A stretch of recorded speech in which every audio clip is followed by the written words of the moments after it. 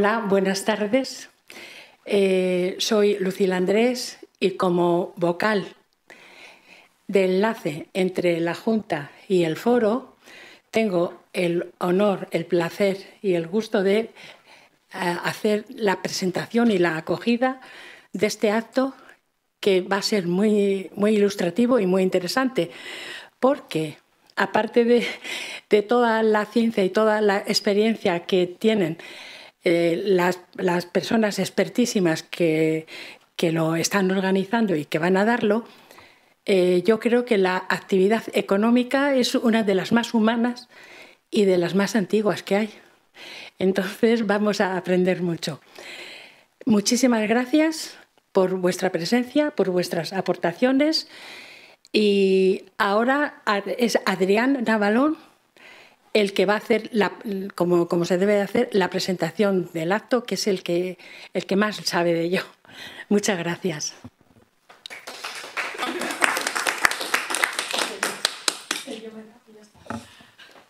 Muchas gracias, Lucila. Es un placer poder estar aquí en esta presentación. Tengo que empezar diciendo que el tiempo pasa a veces demasiado rápido.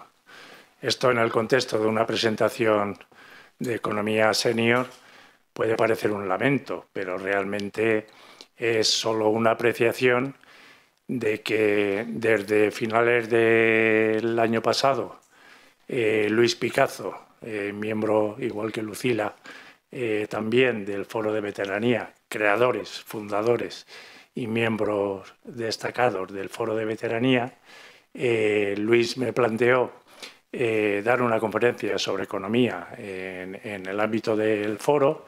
Yo le dije que sí, sin dudarlo, pero decía que el tiempo pasa demasiado rápido porque desde diciembre, más o menos que me lo propuso ya para hacer el calendario de actividades de este primer semestre, pues la verdad es que el tiempo se me pasó muy rápido hasta hace un par de meses que dije, conferencia, 3 de junio, economía senior. Vamos a ver. A partir de ese momento tengo que reconocer que el tiempo se me ha hecho mucho más lento porque desde que lo propuse en el grupo de trabajo de Psicología y Economía, el cual tengo el placer de coordinar y al que pertenecen todas las personas, o prácticamente todas las personas, menos Benín, ¿no? que no es psicólogo y no puede estar colegiado, pues estos 2 meses se nos ha pasado muy rápido. Empezamos a documentarnos y resulta que hemos descubierto que ya hay mucho terreno avanzado, quizás no es suficiente en el ámbito de la economía senior y todas sus repercusiones. Yo voy a empezar a pasar y voy a empezar con una muy buena noticia, que ya la he adelantado un poco. Evidentemente la conferencia estaba previsto que la diese yo solo, iba a ser tremendamente aburrido, 1h30 hablando este señor exclusivamente, pero tengo la suerte de contar con un grupo de trabajo en el cual cada vez que como decimos algunos, no todos, abrimos un melón, enseguida tenemos muchos candidatos para participar en la fiesta gastronómica. Entonces, bueno, pues lo comenté y tanto Elena como Emma como Paz, que va a intervenir en vídeo, pues se apuntaron a poder estar aquí hoy en la conferencia. Cuando empezamos a documentarnos, uno de los primeros documentos al que accedí fue precisamente al Foro de Economía Senior. Y aunque ya lo sabía, es verdad que no he podido participar todo lo activamente que me hubiera gustado con ellos, pero además el director del foro es Benigno Lagor, que somos conocidos y hasta amigos desde hace mucho tiempo. Y bueno, pues le llamé, le contacté y claro, me dijo pues encantado, porque además creo que con el Colegio de la Psicología y el foro pues tiene que generarse algún tipo de vínculo que puede ser muy positivo. Con lo cual, bueno, pues ya está, ya he presentado la agenda y yo voy a hacer una breve introducción, pero que de verdad va a ser muy breve, porque voy a intentar que efectivamente cumplir el horario y que Elena empiece pues a la hora que tiene previsto. Como la mayoría de los que estamos aquí posiblemente procedamos del mundo, del ámbito de la psicología y hemos estudiado psicología, me van a permitir, voy a tutear unas veces y bustear otras, entonces, bueno, me van a perdonar. Una definición de economía, cuyo origen parece que viene del griego, significa administración de una casa o familia. Esta expresión, evidentemente, cuando se habla de casa, me imagino que es un ámbito también pues, de propiedad, de finca y de tal, más o menos amplio. Pero uno de los conceptos que a mí me gusta mucho desde que estudié económica en la prehistoria es precisamente hablar de la economía como una asignación eficiente de recursos generalmente escasos para satisfacer necesidades y deseos generalmente también ilimitados. Y un concepto muy importante de la economía es precisamente el equilibrio. Se habla en economía, os he hablado tradicionalmente en la economía clásica, de que los precios se fijan cuando la oferta y la demanda coinciden, equilibrio de la balanza de pagos, equilibrio de el concepto de equilibrio también para los psicólogos y las psicólogas que lleváis mucho tiempo trabajando en el ámbito de la psicología también es muy importante y concretamente yo, bueno, pues en mis conocimientos más o menos generales también conozco y he trabajado con algunas teorías del estrés relacionadas con los recursos. La teoría de demanda-recursos y sobre todo una que me gustó mucho y que tiene mucha relación con la psicología económica y que es la de la teoría de la conservación de recursos de Hubble, que ya advertía que una amenaza o una simple amenaza de pérdida de alguno de esos recursos nos provocaba unas sensaciones negativas mucho mayores que cuando obtenemos una ganancia similar. Eso en la economía, luego, como posiblemente toque Elena, en la economía conductual es prácticamente uno de los principios básicos, pero ya estaba en el ámbito de la psicología.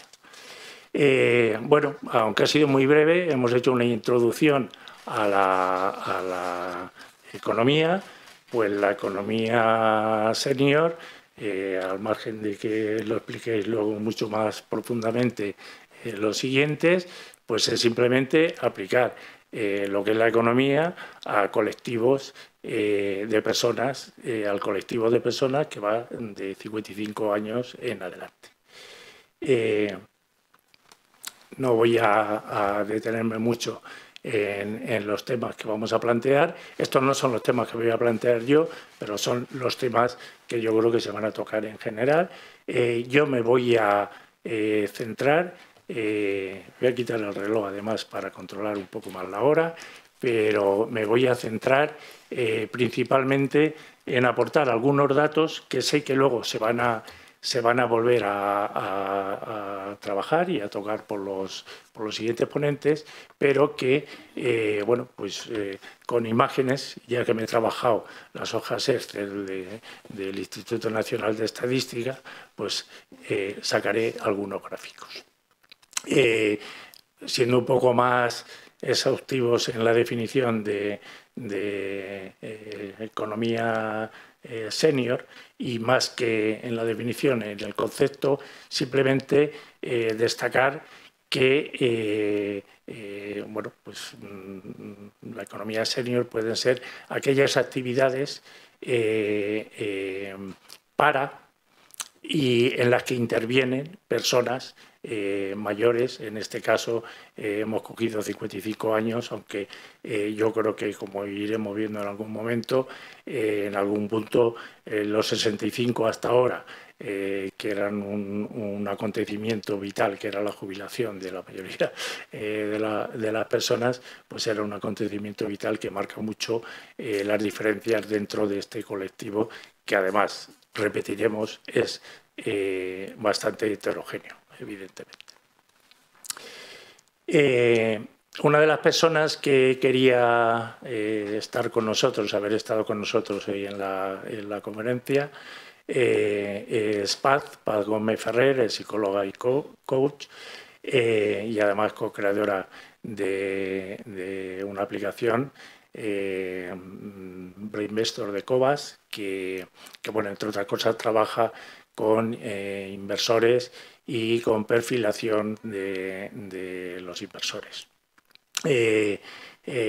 A Paz le pedimos que uno de los aspectos, hay muchos, veremos algunos, tocaremos algunos, pero uno de los aspectos que es muy importante en el colectivo de personas mayores de 55 años, pues tiene que ver con el aspecto inversor o desinversor a partir de ciertos momentos. Entonces, por eso le pedimos a Paz, que aunque no podía estar aquí con nosotros, pues nos enviara un vídeo que nos hablase un poco de esa perfilación inversora de los mayores de 55 años y si existen diferencias o no con otros colectivos.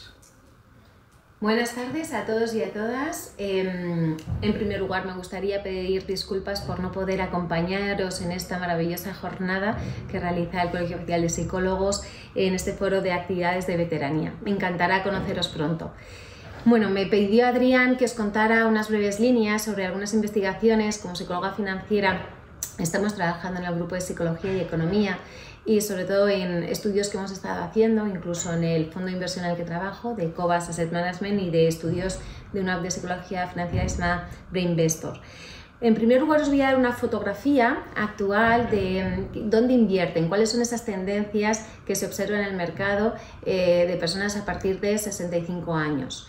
Bueno, pues bien, la fotografía actual que ha hecho un estudio, sobre todo también en la Fundación Mapfre, nos habla que el 50% de las personas sí consiguen ahorrar cada mes, que el mayor de sus ahorros va vinculados a lo que son los seguros. Tienen contratados al menos 3 seguros: seguro de vivienda, seguro de hogar y sobre todo de salud.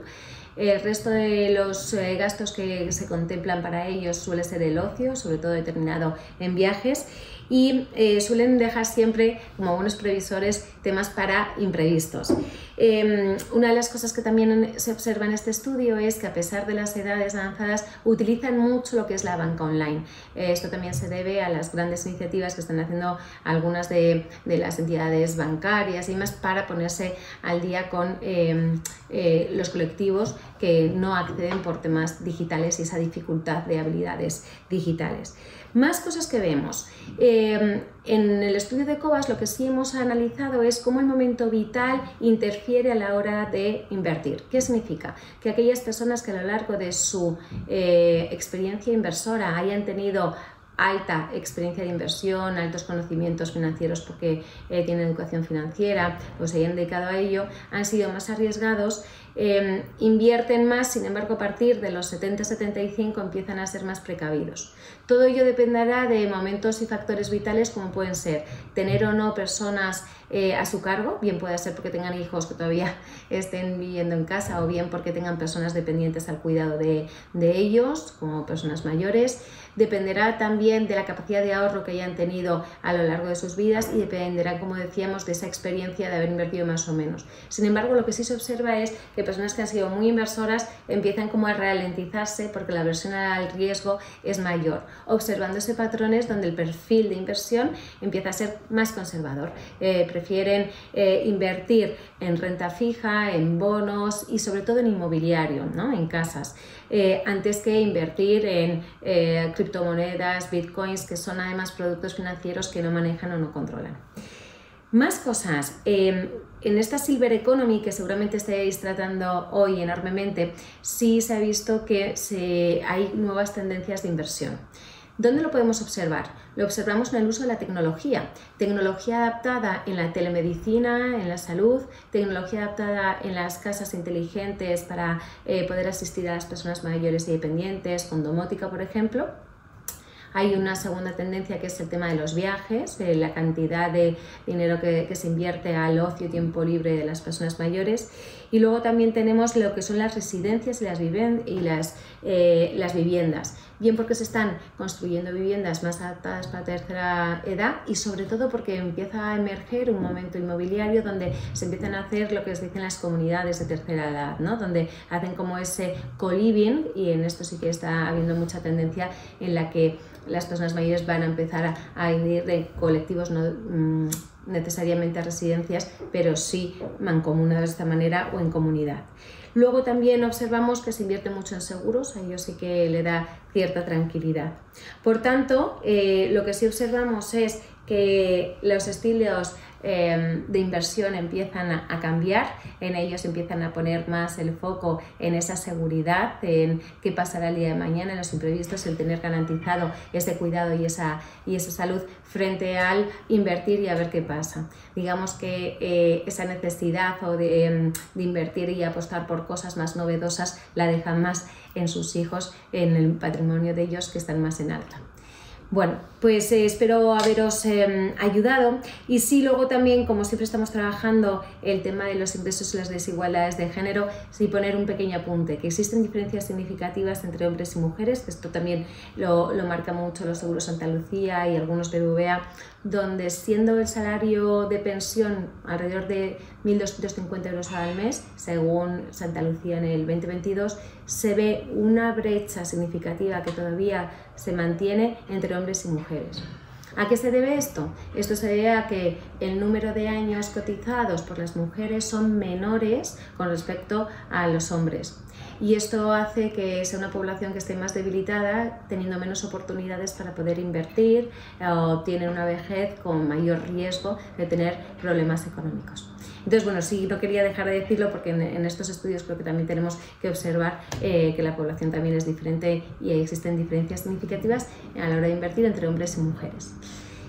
Espero que os haya ayudado a poder debatir o sumarlo en vuestras reflexiones sobre estas tendencias de inversión y sobre todo esta economía del envejecimiento.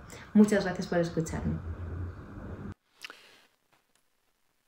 Pues muchas gracias a Paz. Por si ve luego la grabación, que vea que le hemos agradecido su intervención, aunque ya lo sabe. Como he dicho, yo me voy a referir a partir de ahora a exponer algunos datos y voy a procurar no hacer demasiados juicios. Esto es la pirámide de la población activa, además está copiada del INE con datos de 2024. Lo más significativo aquí, por eso lo he puesto, porque luego voy a poner otras comparativas, es que el total pues son casi 49 millones de personas, de las cuales 24.900.000 son mujeres y el resto son hombres.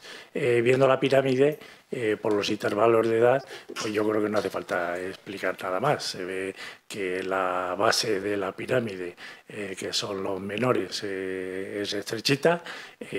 casi igual que la parte superior de la pirámide, y bueno, y en el centro, pues según se vaya estirando, pues nos va a dar pie a pirámides como esta.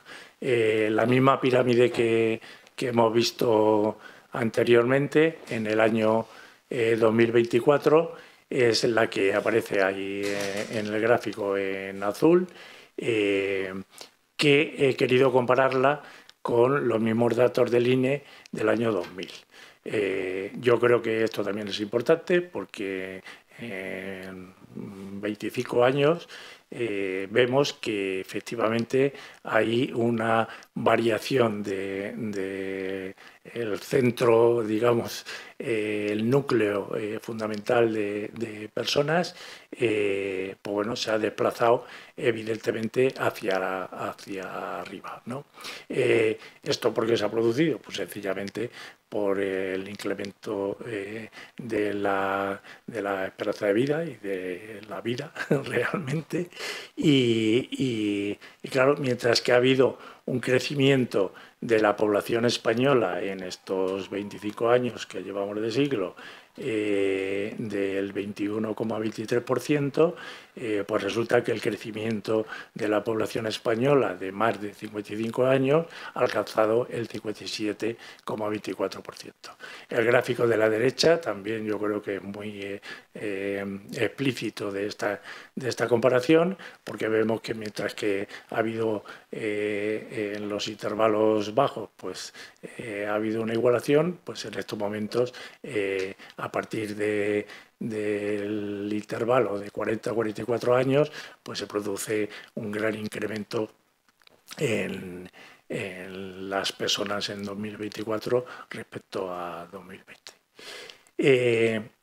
Ahora vienen tres roscos de estos, sacados de los datos del INE también, del Excel, que son simplemente datos cuantitativos del número de personas, pero también lo que significan las retribuciones, porque esto me va a dar pie a un argumento ahora, porque a veces cuando se habla de las personas mayores y sobre todo de pensionistas y de tal, pues se consideran como un gasto de la sociedad, como algo que existe ahí, algo pasivo.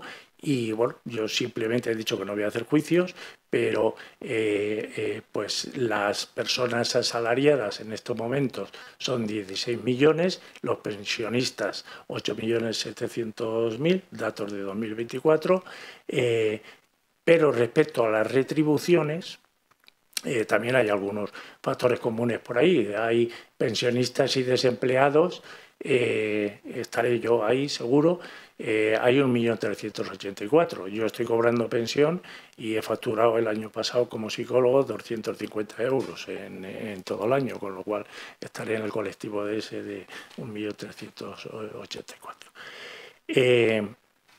Resumiendo un poco, bueno, antes de empezar a comparar el colectivo de asalariados y el de pensionistas, permitidme que ponga esto también porque los pensionistas, además de consumir, ahorrar, invertir y pagar los impuestos correspondientes a transmisiones, a IVA, etcétera, también contribuyen, que a veces parece que no es tanto, contribuyen a la hacienda pública a través del impuesto de la renta de las personas físicas, porque también tienen retenciones de su pensión. Entonces, bueno, vemos ahí que no el gajo perteneciente a los pensionistas en el caso de las retenciones es menor porcentualmente que en el número de personas y en la retribución,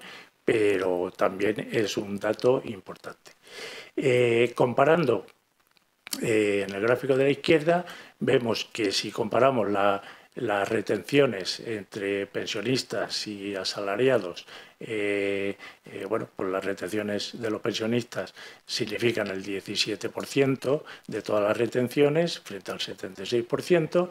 En las retribuciones es el 25% frente al 63%, y las personas pues es un 29% de pensionistas respecto al 54% de asalariados. La retribución anual media, curiosamente, la más alta era la de ese 1.300.000 que aparecía ahí de asalariados y pensionistas. Pero bueno, estaba en torno, hay una diferencia, evidentemente la de asalariados es, si no la mayor, casi la mayor, y los pensionistas, pues evidentemente hay una pérdida, que esto cuando lo analicemos, pues hay una pérdida significativa cuando empiezas a cobrar la pensión con los ingresos que tienes en general cuando todavía no estás. Esto simplemente, aparte de... esto es mi curva vital y profesional y laboral. Entonces, veis ahí los cohetes que se producen en el momento de la jubilación, porque para mí efectivamente es un jubileo, pero simplemente quería hacer un comentario, porque esto daría pie para más cosas, porque ese tipo de curva con Gartner, que Benigno seguro que conoce, los hiperciclos de Gartner, en cuanto a la madurez de las tecnologías, siguen también ese ciclo. Es decir, la mayoría de las tecnologías, y ahora que estamos todos como locos con la inteligencia artificial, pues la inteligencia artificial va a tener este ciclo también, una subida muy importante, luego bajará y en lo que se llama la meseta de maduración será donde se estabilice y donde esté. Pero bueno, yo esto lo ponía simplemente para hacer un comentario, y es que yo mi último trabajo en la empresa en la que estuve 40 y tantos años trabajando, en el grupo de empresas, fue hacer un plan estratégico de la compañía, abocado a que se iba a vender la compañía, una compañía tecnológica, se iba a vender al cabo del plan estratégico, ¿no? Entonces, claro, yo era accionista de la compañía y yo era empleado. Entonces, como accionista, y participé con otros 3 o 4 compañeros ejecutivos en establecer el plan. Entonces, claro, yo como ejecutivo y como accionista, en el plan tenía que recomendar que mi colectivo de ejecutivos con grandes ingresos y con veteranía y con tal, pues tendría que haberse reducido. Pero claro, como empleado con 59 años, no me hacía ninguna gracia el decir, pero me tengo que reducir a mí mismo, ¿no?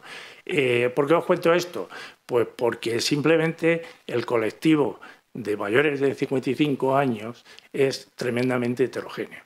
Hay accionistas, propietarios, proveedores de servicios, consumidores, inversores. Entonces, claro, cuando hablamos o tocamos muchos aspectos y los desmenuzamos, o nos vamos a quedar en generalidades.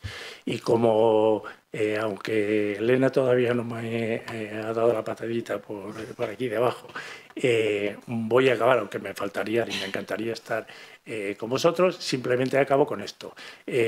Hay bastantes estudios y una de las cosas que vamos a intentar hacer a partir de ahora en el grupo y con el grupo de veteranía es ver de qué forma hacemos un repositorio, hacemos un observatorio de toda la documentación y todas las investigaciones que pueda haber al respecto. Pero buscando precisamente un tema que no, a mí por lo menos no me va a dar tiempo a desarrollar, que era la famosa brecha digital, que tiene mucha incidencia en este colectivo, pues he encontrado un informe, creo que es de ONSI, el informe de la sociedad digital, que habla de los niveles de bienestar subjetivo. Entonces yo he cogido 2 gráficos, uno por edad, que es este, que veis que el bajo bienestar se concentra en los grupos centrales de 45 a 44 y de 35 a 44 y el alto bienestar pues se concentra fundamentalmente en el grupo de 65 a 74 años, ¿vale? Pero luego también está el análisis del nivel de bienestar subjetivo por situación económica. Y aquí realmente, haciendo 3 grupos de situación económica, se ve que mientras que en la situación económica, digamos, media, tanto el alto bienestar como el bajo bienestar pues son similares, o las diferencias posiblemente estadísticamente no llegaran a ser significativas. En el grupo de medio, baja y baja, el bajo bienestar se hace bastante significativo respecto al alto bienestar, y lo contrario ocurre en la parte alta y media. Conclusión, por lo menos la mía, aunque he dicho que no iba a hacer muchos juicios y muchas conclusiones, la situación económica posiblemente determina mucho más determinados aspectos en lo que se refiere al bienestar subjetivo que otros factores, como puede ser estrictamente la variable edad. Ya no me da tiempo, pero bueno, simplemente comentar que una de las carencias posiblemente que están teniendo las organizaciones, pero también las instituciones y otros colectivos, es el no incorporar, por distintos sesgos también, que ya veremos, pero no incorporar o retener el talento senior suficientemente dentro de estas organizaciones. Y un ejemplo que pongo es precisamente el sector tecnológico, que conocemos bien, en el cual bueno, pues se piensa que es mejor contratar a alguien que conoce la tecnología actual, que es nativo digital y que va a desarrollar esto, frente a personas que, como es esta asociación en la cual estamos montando, además, somos personas que en el año 2000 pasamos la Nochevieja en nuestras empresas, porque el efecto 2000, que iba a ser bueno, pues la hecatombe de todos los sistemas que había, tecnológicamente no supuso ningún problema, es verdad que porque hubo previsión y hubo inversión, pero sobre todo porque lo que significó es que yo creo que la sociedad se dio cuenta de la vulnerabilidad que teníamos o la trascendencia que tenía la tecnología en nuestra vida, porque nos podríamos haber quedado con un apagón mucho más importante que este. Podríamos seguir hablando. En la presentación que compartiremos la vamos a tener, pero voy a dar paso a mi compañera Elena Morante para que nos hable de psicología económica en el colectivo de personas mayores de 55 años. Elena es psicóloga y economista, es miembro activo, como el resto de las personas que estamos aquí, del grupo de psicología económica. Y bueno, adelante, Elena. Uy, 4 minutos. Buena.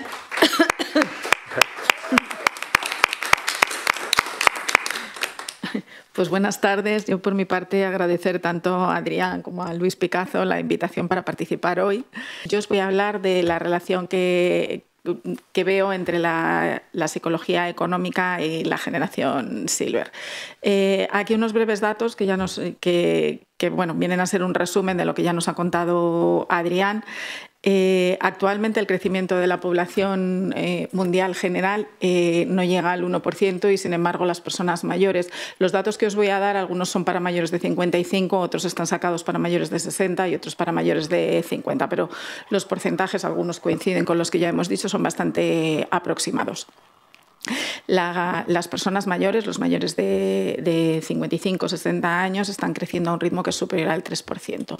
Eso implica un envejecimiento de la población que viene determinado fundamentalmente por el cambio en la esperanza de vida. Aquí os he sacado un periodo de 100 años, desde 1925 hasta 2025. Hace 100 años la esperanza de vida era de 50, hace 50 años la esperanza había subido a 73 años y actualmente la esperanza de vida mixta de hombres y mujeres es de 83, algo superior en las mujeres que en los hombres. Datos generales. En España, creo que lo comentabas también tú, la población mayor de 55 es el 34%. De ellos, y esto sí es un poco más llamativo, el 26% corresponde al mercado laboral. Perdón, no de estos el 26% corresponde al mercado laboral. Del mercado laboral, el 26% son personas mayores de 50 a 55 años. Y pese a ser un 34% de la población, algunas publicaciones señalan que hacen el 60% del consumo. Cuando hablamos de ese 26% del mercado laboral, así como dato cualitativo, hay 1 millón de emprendedores que son mayores de 55 años frente a las 120.000 personas que son jóvenes, que están en torno a los 25. Y también como dos datos cualitativos más.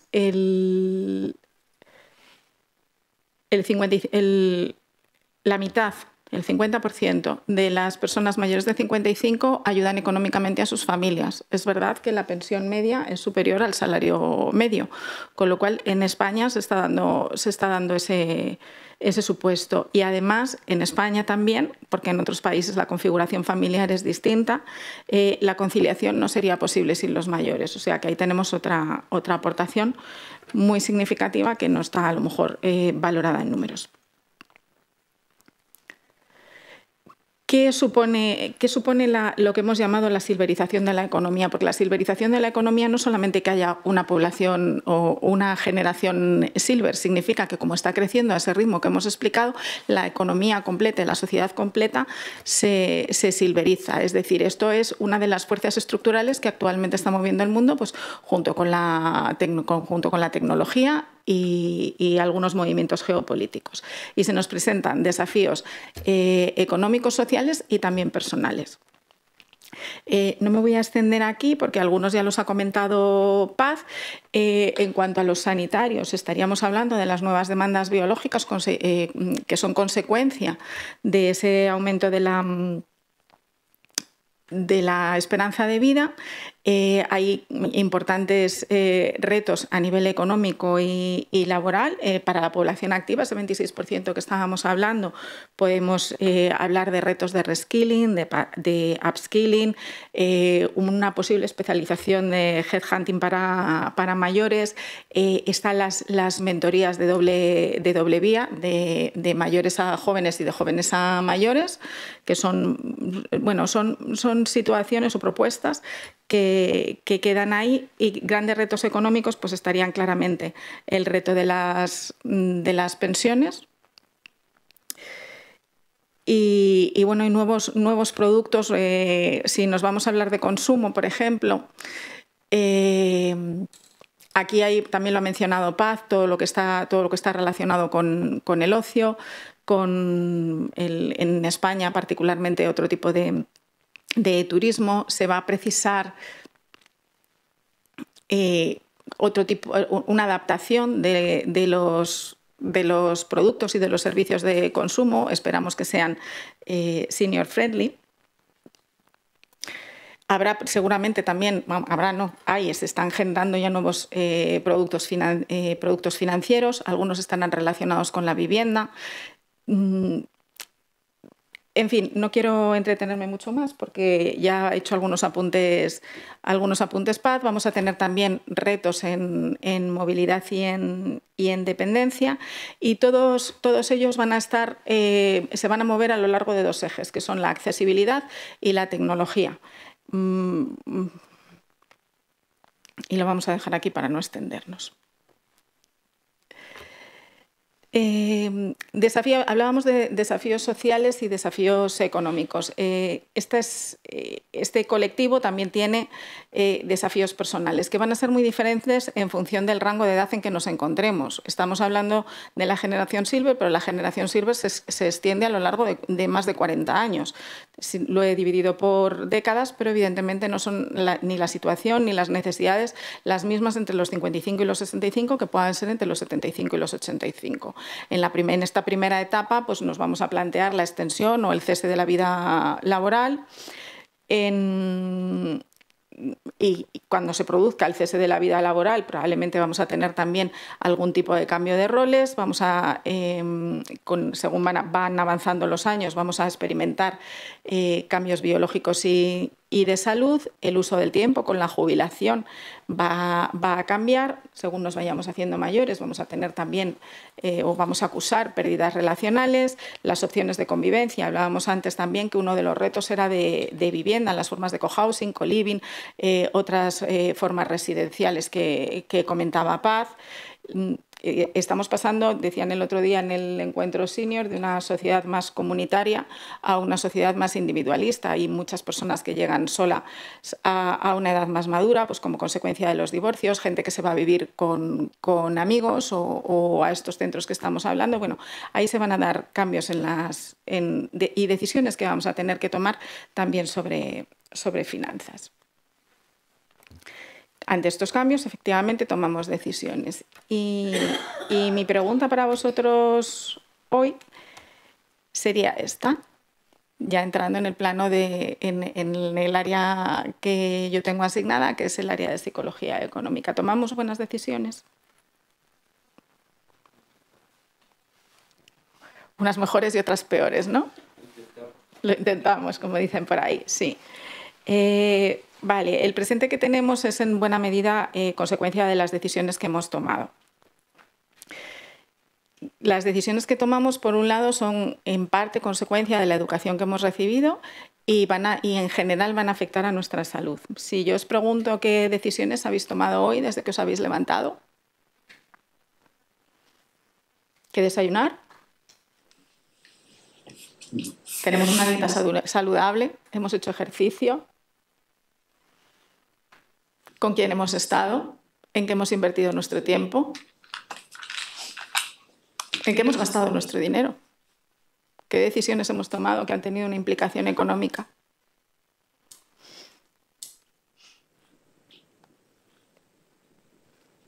Pues vamos a intentar ver cuando nos equivocamos, por qué nos equivocamos, en parte, y también vamos a intentar ver qué podemos hacer para mejorar nuestras decisiones. Brevemente, la psicología económica se describe como el estudio científico de las elecciones, es decir, de la toma de decisiones humanas cuando éstas entrañan incertidumbre y cuando necesitamos aplicar recursos económicos. Yo hago a mí esta definición de psicología económica se me queda un poco corta en el sentido de qué decisión no es económica. Si hablamos de economía cuando están implicados recursos, ¿qué decisión no implica atención, no implica tiempo y no implica sobre todo un coste de oportunidad, que es un término que manejamos mucho en economía? Siempre tenemos el coste de la elección que no hemos hecho, ¿no? De las opciones que hemos dejado de elegir. Entonces, yo parto de la base que todas las elecciones que hacemos son elecciones económicas y, como tal, todas las decisiones son objeto de la psicología económica. ¿Cómo tomamos las decisiones? A Daniel Kahneman le dieron el premio Nobel en el año 2002. Sí, en el 2. ¿Vale? Entre otras cosas por el trabajo que refleja en este libro, Pensar rápido y pensar despacio. Él lo que nos dice es que tenemos dos sistemas de pensamiento, el sistema 1 y el sistema 2. El sistema 1, como veis ahí, es un sistema rápido, intuitivo, emocional. Sería como el piloto automático. Si yo, por ejemplo, voy conduciendo por un camino conocido, voy a necesitar prestar muy poca atención, la demanda cognitiva va a ser muy bajita y entrará en funcionamiento mi sistema 1. Para eso y para muchas otras cosas que hacemos prácticamente en automático. Sin embargo, si yo llego y si no conociera, por ejemplo, el camino, entraría en mi sistema 2, o si yo llego y tengo que aparcar mi vehículo en un espacio muy pequeñito, ahí de nuevo entra mi sistema 2, igual cuando tengo que resolver un problema.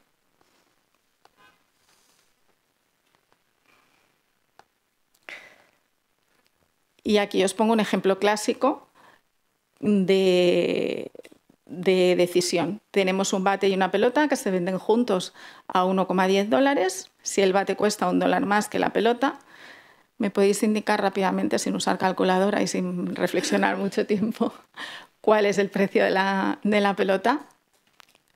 El 0,10. Esa es la respuesta común, ¿vale? Pero no es la respuesta correcta. ¿Vale? Si la pelota costara 10, sería 90 céntimos más cara que... O sea, habría una diferencia de 90 céntimos con el bate, y hemos dicho que tiene que ser un euro. La respuesta correcta es 1,05 el bate y 0,5 la pelota, pero nuestro sistema heurístico, nuestro sistema de resolución rápida, nos va a dar intuitivamente esto, que en este caso nos produce este error, pero en otros muchísimos casos nos va a salvar la vida y sobre todo nos va a ahorrar muchísimo tiempo. ¿Por qué? Porque para generar economía cognitiva, es decir, para utilizar los mínimos recursos posibles, utilizamos atajos mentales que se denominan heurísticos. Los 3 heurísticos principales son el de disponibilidad, el de representatividad y el de ajuste y anclaje. El de disponibilidad, básicamente lo que nos dice es que cuanto más presente está un suceso, pues más probable nos va a parecer. Y os pongo un ejemplo. No sé cómo vamos. Uy. Si oímos, por ejemplo, en las noticias que hay un incendio, o cuando oímos que en las noticias que hay un incendio, lo normal es que las pólizas contratadas de seguros se incrementen, ¿vale? Porque tenemos esa proximidad al suceso. Si además, en lugar de ver el incendio en la tele, resulta que lo vemos en nuestro vecino de al lado y eso tiene una gran impronta emocional, nuestra necesidad de contratar ese seguro va a ser más rápido. Es decir, cuanto más disponible está, más probabilidad de que suceda. Voy a ir ligerito porque estoy viendo que me paso de tiempo.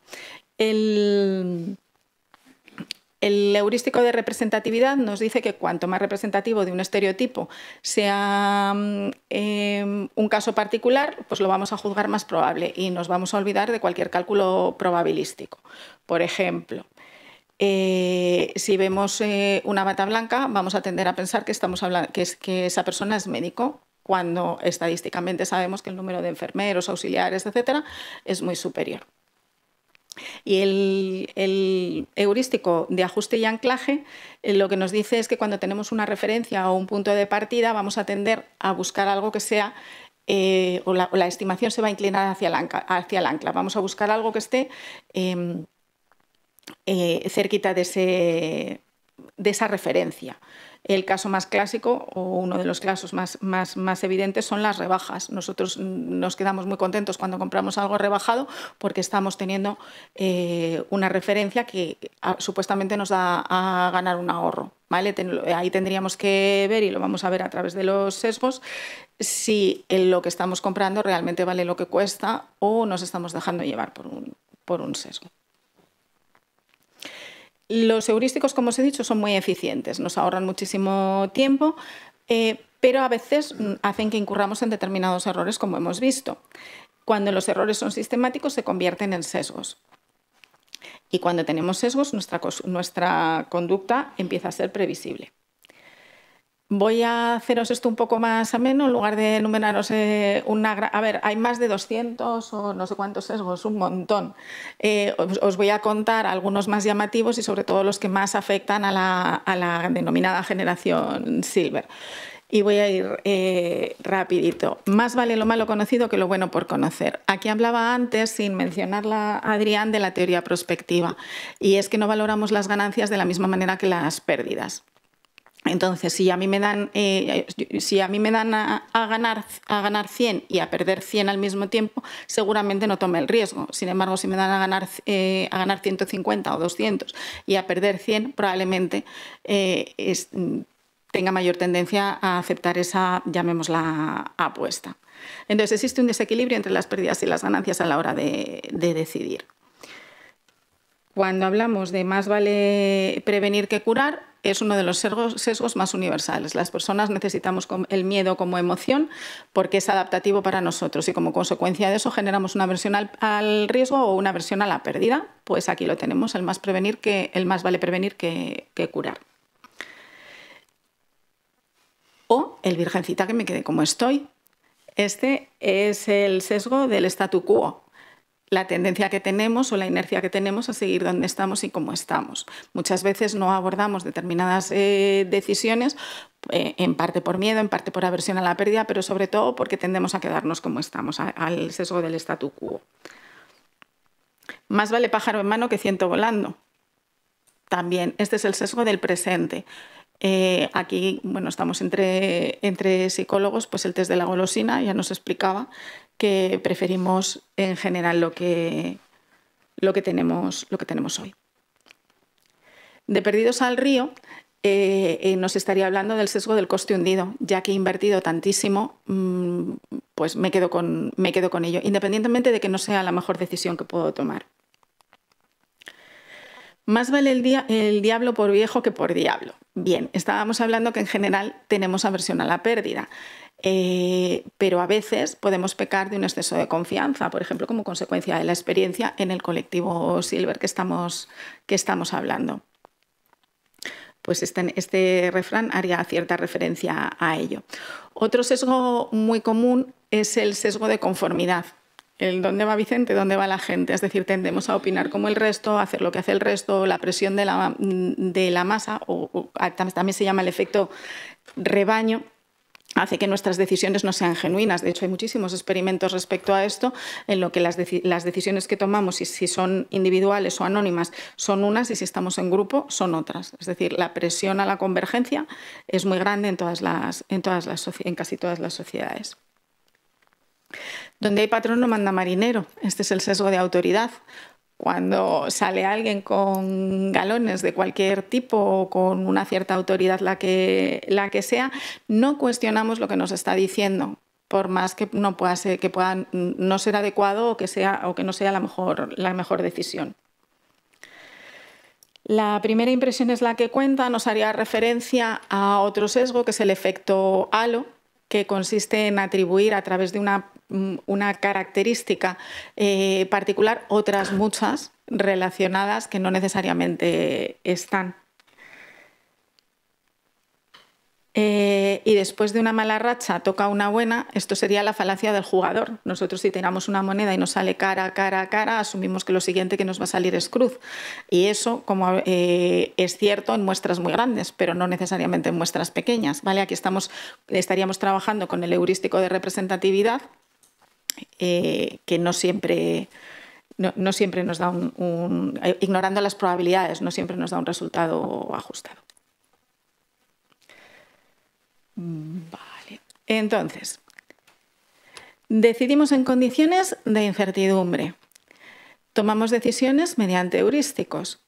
El pensamiento heurístico lleva aparejados sesgos.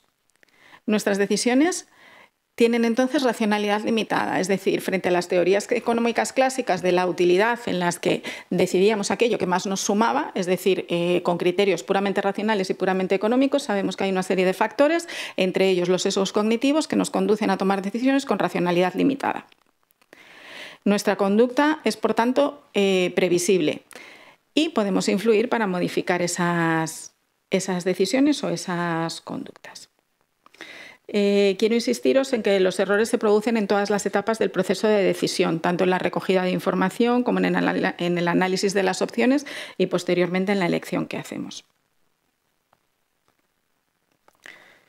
Bien.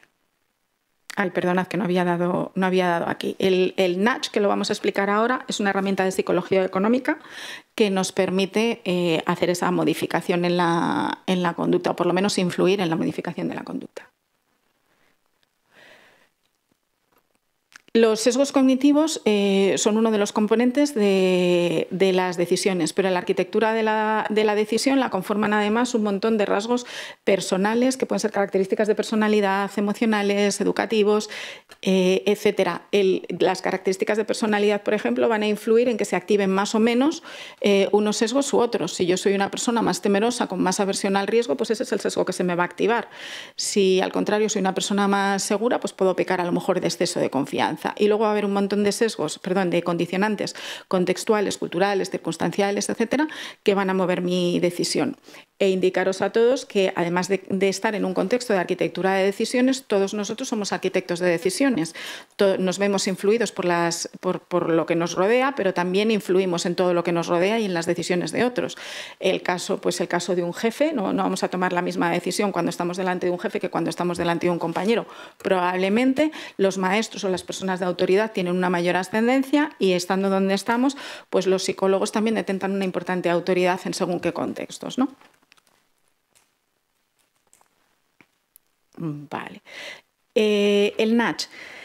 Cuando hablábamos de previsibilidad de la conducta, ¿cómo podemos influir en la conducta? A través del nudge. El nudge es ese acicate o ese empujón para orientar la conducta en una determinada dirección. Richard Thaler y Cass Sunstein escribieron este libro pues, para explicarnos que haciendo cambios en el entorno de presentación o de ubicación, colocando determinada información, colocando incentivos o con las opciones por defecto, como vamos a ver un poco más adelante, podríamos influir en la decisión, que no determinar, en una determinada dirección, como dice ahí. ¿Vale? Estos dos autores, Thaler y Sunstein, defienden el denominado paternalismo libertario, que la definen como la legitimidad que existe para influir en la conducta de los ciudadanos y orientarla en una dirección que consideramos, ahí he puesto entre comillas, correcta, ¿vale? Porque mejora las consecuencias para el individuo o para la sociedad siempre, y está subrayado, es influir y sin limitar su capacidad de elección. Aquí hay temas éticos y tenemos que tener claro que estos mecanismos de influencia pueden favorecer o pueden perjudicar. Voy a ir muy rápido. Se nos plantean entonces, en este contexto de silverización de la economía y con una serie de desafíos que vamos a intentar abordar desde la psicología económica. He puesto algunos ejemplos, voy a pasar muy rápido porque estoy ya casi en tiempo de descuento. Desafíos sanitarios. Pues, por ejemplo, en la prevención y cribado de mayores de 50, el desafío sería la baja adherencia que hay a chequeos preventivos de un montón de patologías de colon, de mama, de próstata. El sesgo que normalmente nos encontramos en esta población y a veces también en otras es el sesgo del presente. Si estoy bien ahora, no me apetece pensar en enfermedades y ya lo haré en otro momento, ya lo haré otro año. El slash que os he puesto aquí, si el nudge es la acción que facilita la decisión o que hace que la decisión sea más fácil, el slash es la fricción o aquello que hace que la decisión sea más difícil. Entonces, cuando queremos facilitar una decisión, por un lado tenemos que quitar el slash y por otro lado tenemos que incluir el nudge. Entonces, si tengo que hacerme un chequeo de estos preventivos que estamos hablando, pues el que conseguir la cita médica, que tenga que llamar por teléfono, que tenga que ver cuando me viene bien, la manera de hacerlo, etcétera, va a dificultar. Sin embargo, si yo como institución pública o privada envío un mensaje personalizado con una planificación concreta que diga, personalizado, señor García, el día 12, muy concreto, tiene disponible un chequeo gratuito en su centro de salud, desea confirmar esta cita para las 10:30, me va a resultar muchísimo más fácil. Si además me dicen que lo puedo confirmar con un clic, va a ser rápido, y si además me utilizan el sesgo de confirmación social para decir, y me dicen que el 78% de las personas de mi edad en mi zona ya lo han hecho, la probabilidad de que yo haga ese clic es muchísimo más alta. Ahí no os lo he dicho, hay algunos de los sesgos que son más frecuentes en el colectivo senior, son por un lado el sesgo del presente, vamos a ver algunos de ellos, el del statu quo, el miedo a la pérdida que comentaba Paz, el coste hundido, y el sesgo de confianza o su contrario, que sería la falta de autoeficacia percibida. Vamos a ver que, como hemos hablado de la diversidad etaria, pues depende del punto en el que estemos, van a jugar más unos o van a jugar más otros. Desafíos económicos. Pues hablaba Paz, la subutilización de determinados productos financieros. Por un lado, tenemos este es un sesgo bastante frecuente en las personas, sobre todo más mayores. Prefiero tener el dinero en cuenta por si acaso y no me fío de lo nuevo. Por un lado, tengo ilusión de control, si yo tengo el dinero en mi cuenta puedo hacer lo que quiera, y por otro lado puedo perderlo si lo pongo en manos de otros. ¿Qué ocurre? Que normalmente cuando voy a contratar un producto financiero nuevo, el lenguaje va a ser técnico, los documentos van a ser complejos, los simuladores no siempre son claros. ¿Cómo lo evito? Lo mismo desde una institución tanto pública como privada, pues con un asesoramiento que sea simplificado, con una decisión guiada o contando una historia. Pues opciones personalizadas con etiquetas simples. En otra ocasión nos contaba Paz, bueno, pues su aplicación genera un perfil de riesgo que puede ser conservador, que puede ser moderado, que puede ser un poco más dinámico. Aquí tenemos otra vez el tema social que hemos hablado antes. Antonio ya revisó su plan de ingresos, ahora ya está tranquilo, estamos poniendo una referencia, o simplificar mucho. Si haces A, tú vas a tener X, y si no haces nada o si haces B, vas a tener otra cosa. Y un nudge muy importante que se utiliza cada vez con más frecuencia y que además entraña, por un lado facilita, pero por otro lado entraña sus riesgos, es o bien una opción recomendada o bien una opción por defecto. Desafíos en vivienda. Aquí la resistencia a cambiar. Estamos con el sesgo del statu quo.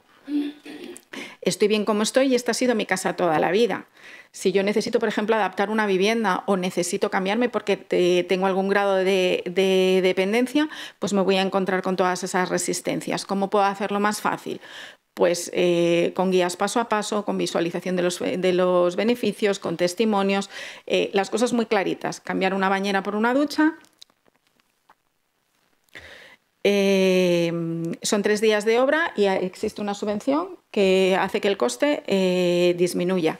Puedo hacer una comparación visual. En algunos casos pues puedo tener un render o puedo tener una simulación virtual, y lo mismo el refuerzo social.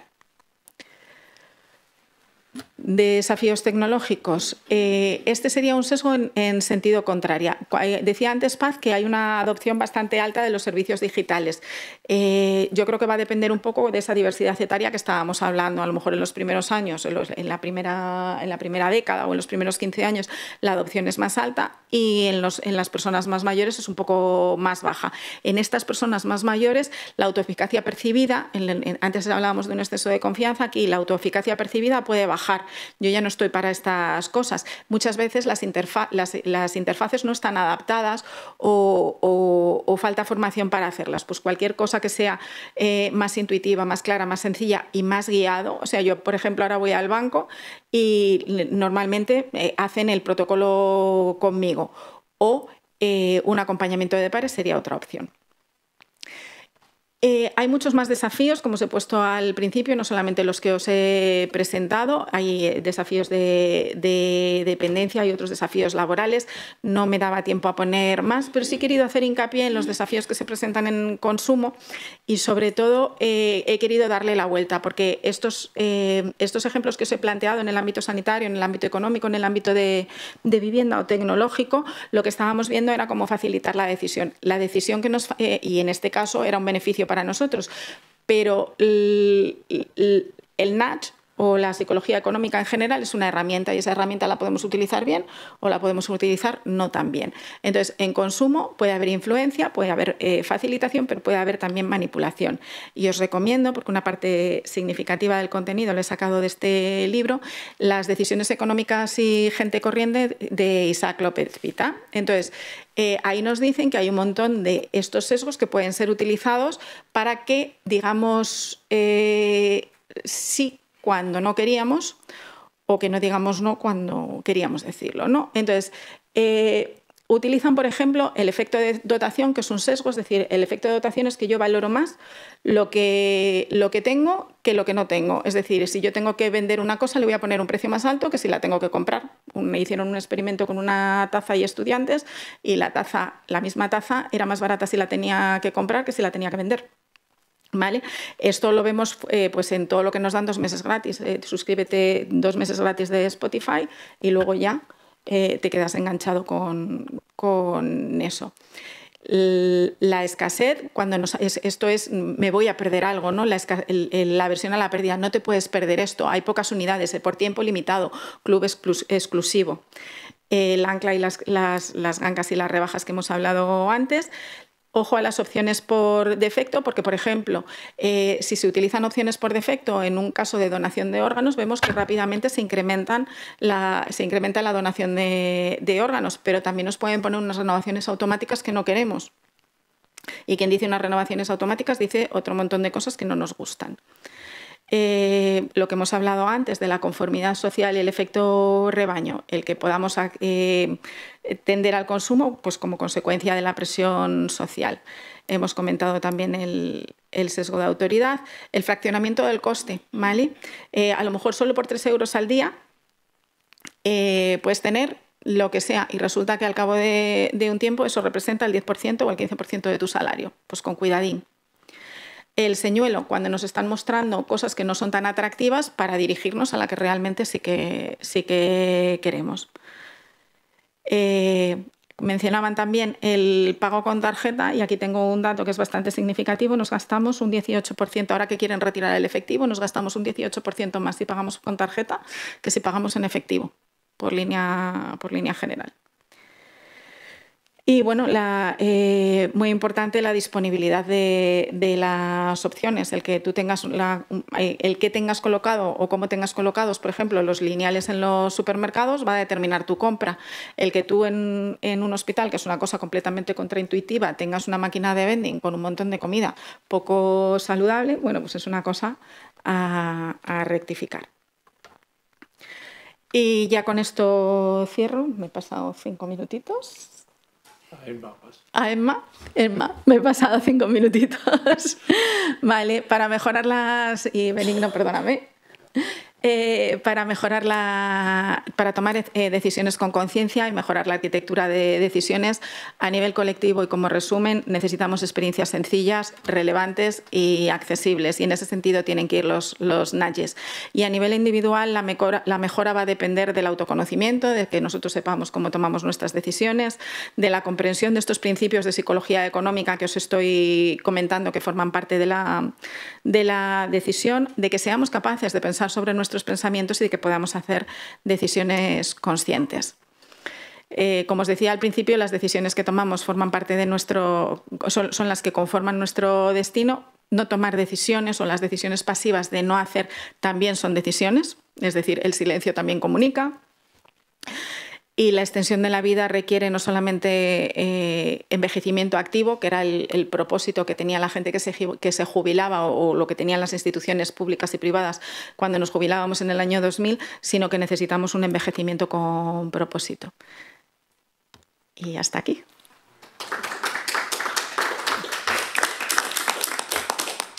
Solo añadir una cosa, hemos introducido esta parte de economía conductual o psicología económica porque, como dicen amigos nuestros economistas del Observatorio de Economía de la Conducta, entre ellos Isaac López Pita, que lo ha citado y el libro es magnífico, la economía o es conductual o no es economía ya, porque evidentemente está adquiriendo un protagonismo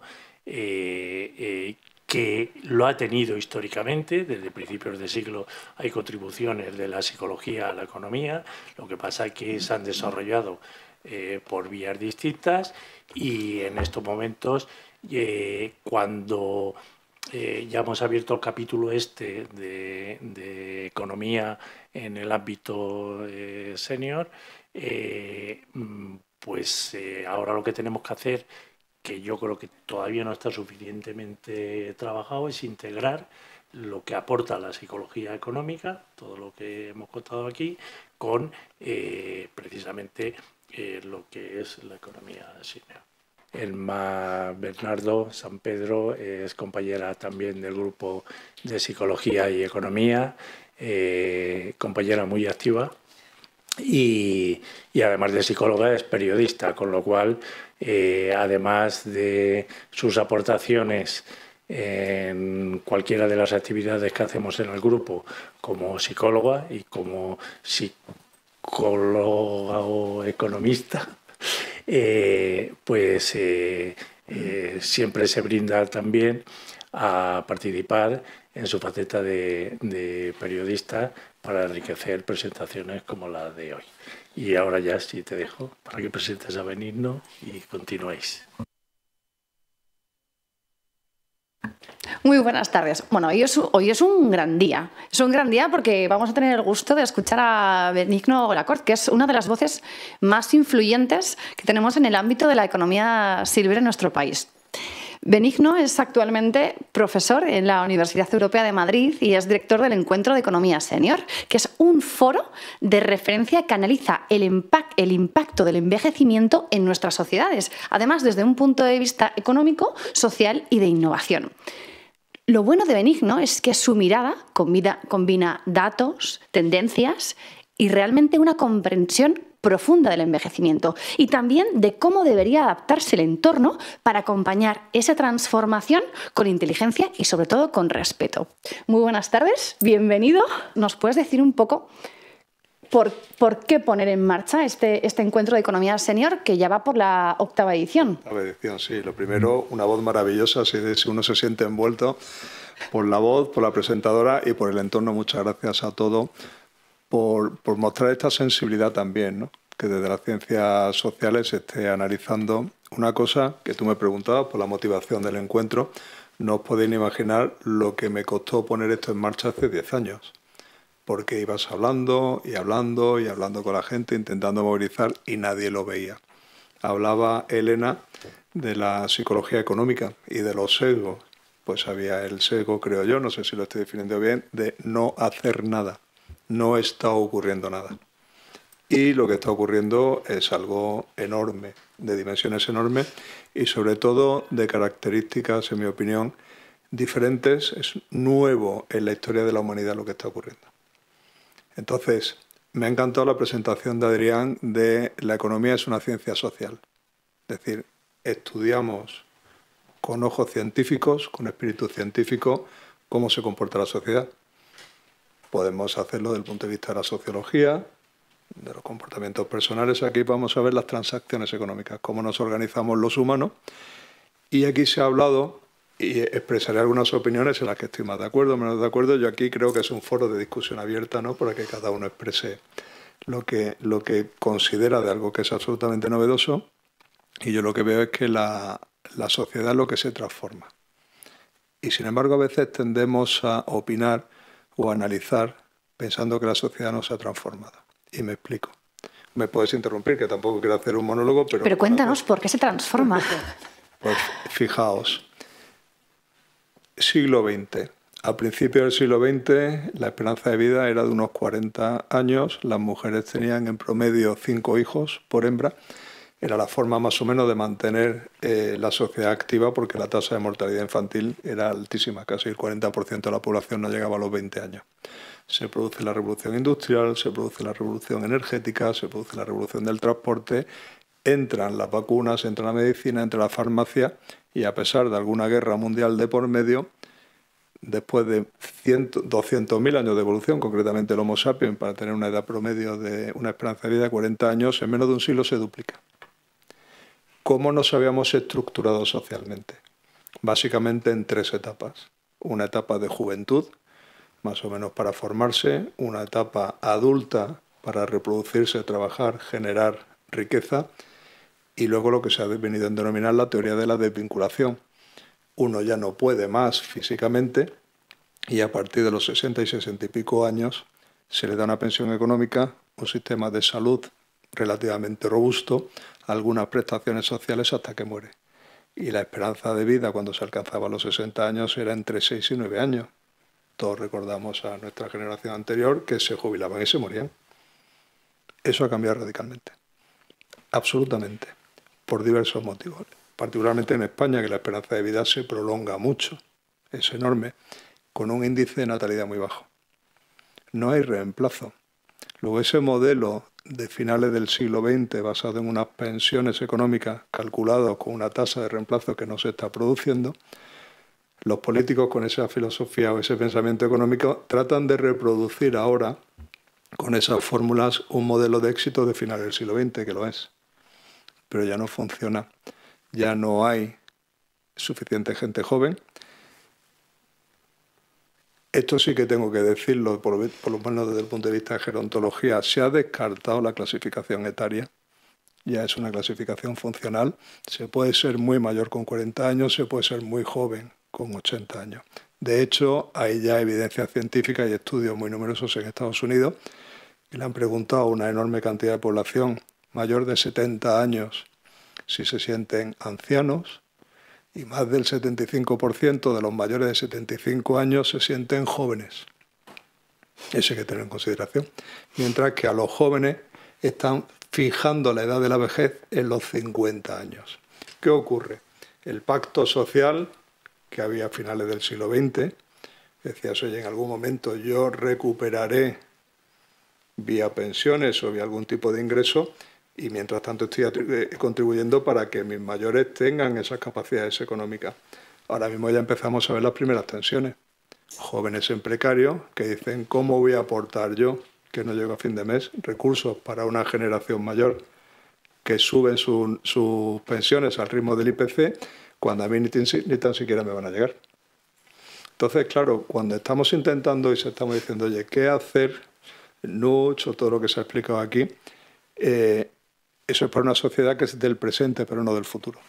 Un reto, ¿no? La longevidad es un reto, pero también una oportunidad, y eso tú lo has dicho muchas veces, ¿no?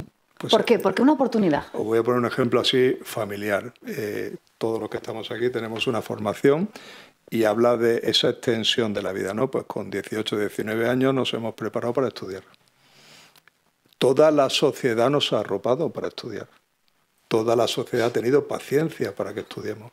Nuestros padres lo tenían asumido, los sistemas están preparados para que estudiemos y produzcamos. Pero ya a nadie escapa que una formación con 19 a 23 años te vaya a durar hasta los 80. Yo muchas veces propongo, yo tuve la fortuna de estudiar en Madrid en un colegio mayor. Yo con mi edad dices, oye, me quedan 20 años de ejercicio profesional, soy ingeniero. Psicólogo con suerte, soy ingeniero. Y dices, oye, ¿por qué no estudiar económicas y dedicarme 15 o 20 años más al ejercicio de económica? Mira, la sociedad me lo respeta. Me detengo, voy a un colegio mayor con todos vosotros, volvemos a pasarlo bomba, estudiamos, sufrimos, reímos, lloramos, tenemos una segunda carrera y empezamos de nuevo. Eso generaría economía, nuevos servicios, nuevos productos, cambiaría la profesión, tendríamos formación adecuada, habría mucha más innovación. Pero la sociedad no ha cambiado. Pero sí que está calando ese discurso de la formación continua, porque había, según los últimos datos, había 4 millones de españoles que trabajaban y estudiaban al mismo tiempo. Entonces sesgo. Sí que está calando. Así, sesgo. Seguimos teniendo la mayor porcentaje de parados de 45 años. Que una cosa es lo que se dice en conferencias, en cafetería, y otra cosa es la realidad. O sea, los datos no corroboran eso. Están empezando a moverse algunos ánimos. Pero tenemos el mayor porcentaje de jóvenes parados, el mayor porcentaje de mayores parados. Yo aquí, y lo expliqué y lo explico siempre, y es una de las motivaciones del encuentro. Vivimos en un gran país. 12º puesto en Producto Interior Bruto. Estamos muy bien posicionados. Dato de la semana pasada actualizado. Renta per cápita 35 del mundo. Índice de prosperidad 20 y tanto del mundo. El Global Innovation Index, que Adrián conoce fenomenalmente, no pasamos del 28 ni de broma. Conclusión, vivimos en una economía de un alto elevado de producción y muy bajo valor añadido.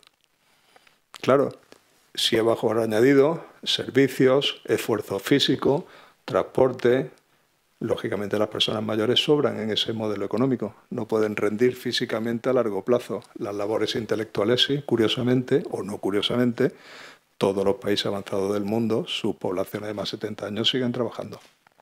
Y los jóvenes también.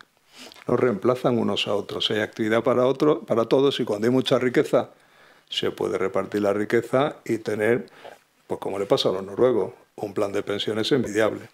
Nosotros aquí, como andamos intentando repartir la escasez, y que nos va a ocurrir a mayor porcentaje de personas mayores, menor número de gente joven con menos ingresos, pues no pinta bien, no pinta bien. Pero tenemos la enorme posibilidad de cambiar el paso. Eso es lo que yo me he dedicado en esta década, que es intentar convencer a las estructuras económicas del país que tenemos espacio para la innovación. Y España es el mejor, y lo digo con toda el alma, el mejor laboratorio mundial para probar productos y servicios para el envejecimiento. Porque somos, lógicamente... Por datos obvios, ¿no? Por datos obvios. De hecho, este proyecto empezó intentando, y muy español, no se consiguió, montar el mayor demostrador mundial de tecnologías inalámbricas en Segovia para tecnología del envejecimiento. Se daban una serie de circunstancias de despliegue de quinta generación. Somos una potencia mundial en tecnologías de ciudades inteligentes, con lo cual podríamos haber hecho eso. Y como además es una demanda mundial, oye, somos los primeros en desarrollar lo que sea para nosotros y para exportar. Luego yo sigo sosteniendo, y es por lo que trabajo con mucho énfasis, es en tratar de convencer de todas las oportunidades que tenemos de desarrollar productos y servicios exportables en todos los ámbitos. ¿Y lo estás consiguiendo?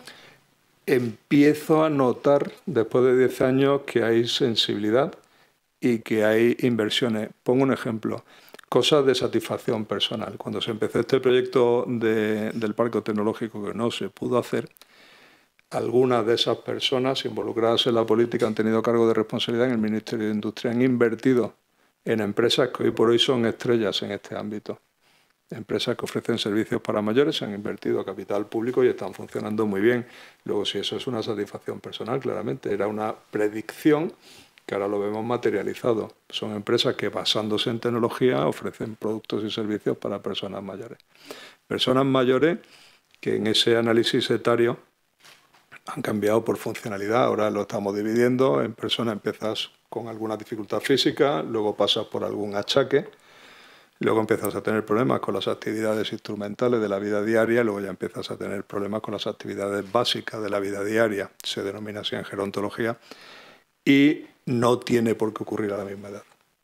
Entonces, como curiosidad, se ha mencionado, soy profesor de la Universidad Europea de Madrid. Tengo clase los sábados por la mañana, a la hora que yo salgo muy temprano de mi urbanización. Al mismo tiempo, yo salgo con mi mochila, mi ordenador, y un grupo de vecinos de 70 años con su mountain bike, que parecen Iron Man. Esos señores, cada una de estas bicicletas vale 4.000 euros. Las zapatillas son alta tecnología. Se mantienen en buena forma física, llevan su GPS por si se caen o tienen un accidente. Eso está desarrollando un mercado tecnológico de altísimo valor añadido. Están saludables, se pueden partir algo, pero están muy saludables, le cuestan menos al sistema público de salud. Su vejez va a ser mucho mejor, porque se prolonga tanto lo bueno como lo malo, pero si te mantienes y te cuidas, va a ser más bueno que malo. En definitiva, actividades intelectuales. Esto es una gozada, que haya foros aquí de reflexión, para hablar, para pensar, para diseñar el futuro. Nos mantiene activos. De todas las prioridades que manifiestan, y en esto he participado en múltiples estudios, de todas las, y me quedo, Elena, con tu última transparencia, de todas las prioridades, ¿saben cuál es la principal prioridad de las personas mayores? Tener un propósito. Tener un propósito, ¿cómo llenan su tiempo? Otra experiencia personal, por mi edad, tengo compañeros de carrera que se han prejubilado. ¡Oh, qué suerte! Qué suerte que se han prejubilado, además muy bien prejubilados de la industria tecnológica. Pero ¿cómo lo han vivido, no? Claro, yo ahora me los encuentro y no voy a confesar la edad que tengo, pero llevan más de una década jugando al golf. Y dices, oye, qué envidia que con un salario fantástico llevan una década jugando al golf, y te lo dicen, no puedo más, no puedo más. No puedo más, necesito algo productivo, algo que me dé vida interior, un propósito. No puedo seguir siendo un parásito todos los días en un buen club de golf dándole a la pelotita. Y no saben qué hacer, se apuntan a 1000 actividades, pero no hay propósito. Otro tema gravísimo, como siempre reaccionamos, eso son opiniones también personales, pero dispuestos a compartir. Reaccionamos tarde y mal, soledad no deseada. Ahora venga todo el mundo a soledad no deseada. ¿Por qué no somos preventivos? De igual manera que antes hablábamos del ejercicio, una vida saludable para vivir mejor, la soledad no deseada es la somatización de un aislamiento social previo al que nadie hace ni caso. Nadie hace ni caso. Participo en multitud de programas donde hay organizaciones de voluntarios que se ofrecen a acompañar a personas mayores. Demasiado tarde.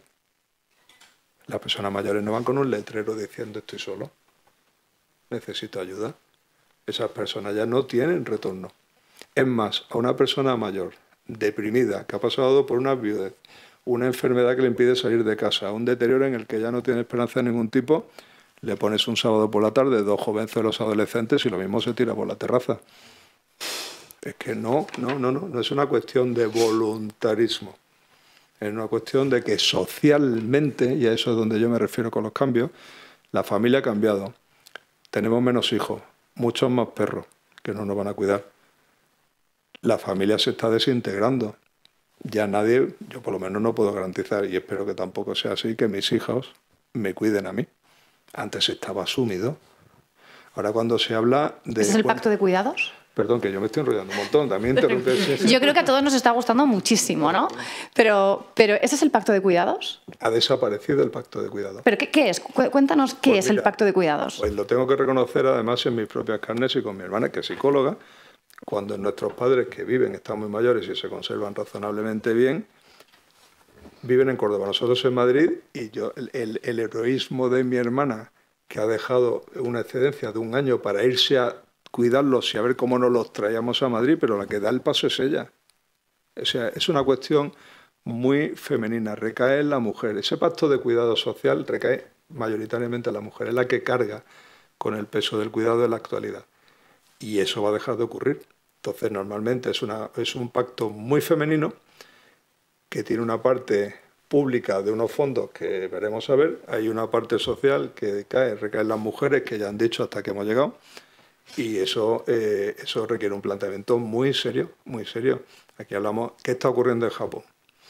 En Japón no hay gente para cuidar a sus personas mayores, y para el que no lo sepa, y no es una falta de respeto, pero son muy xenófobos. En Japón es muy difícil que acepten a gente que no es japonesa. Entonces están teniendo un problema gravísimo para cuidar a sus mayores, pero gravísimo, porque no aceptan la inmigración. Están intentando confiar en la robótica, otro campo. También la gente se confunde con la robótica. Hay perros, les recomiendo algún dispositivo, perruno, de marca japonesa, que claro, enseguida nos vamos a los extremos, pero bueno, ¿cómo vas a reemplazar un perro por una mascota por un perro? Y digo, no seré yo el que diga eso, yo nunca he dicho de sustituir. Ahora, puedes tener 4 millones de canarios, 25 gatos, 30 perros, solamente si tú te caes, se va a acercar, te va a interrogar, y si no da señales de vida va a llevar a los servicios de emergencia. Luego, viva la robótica como complemento. Nadie está hablando de reemplazar al ser humano. Pero sí que tenemos un problema, e intentando responder a tu pregunta, y una oportunidad. Siempre hay un problema y una oportunidad. El escenario social nos invita a pensar que en temas de cuidado el pacto se rompe, porque no hay relevo. Ni la mujer quiere hacerlo, ni hay hijos para hacerlo. Eso por una parte. La inmigración, pues habrá que organizarla bien. No puede ser que una persona sin papeles, sin estar debidamente registrada, sin cualificación, tenga ni más ni menos que la responsabilidad de sacar a una persona dependiente adelante. Eso es muy complicado, habría que dar formación, habría que hacer otro tipo de registro. Y eso lo que va a abrir son escenarios de oportunidad para servicios mucho mejor establecidos, para esa vida, decir, ¿cómo adapto en mi casa?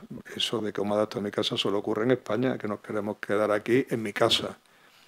Si nos vamos por el resto de Europa, la gente planifica desde mucho antes cómo va dejando su casa habitual de X metros para irse a superficies mucho más reducidas en ámbitos que no son necesariamente de residencias de la tercera edad. Y eso está absolutamente asumido. Pero aquí es que no soltamos una propiedad inmobiliaria ni bajo amenaza de muerte. Entonces, son cuestiones también de cambio social. Sí. Supongo que te refieres al co-living, ¿no? Pero también se veían diferencias sobre la aceptación, según nivel de estudios, de esa parte de co-living, ¿no? Lo cual es curioso. Bueno, en el resto de Europa está totalmente aceptado que lo mismo que dices, oye, estudio, salgo, vuelvo, me caso, tengo una casa más grande. Aquí decimos, guardo la propiedad para que le hereden mis hijos.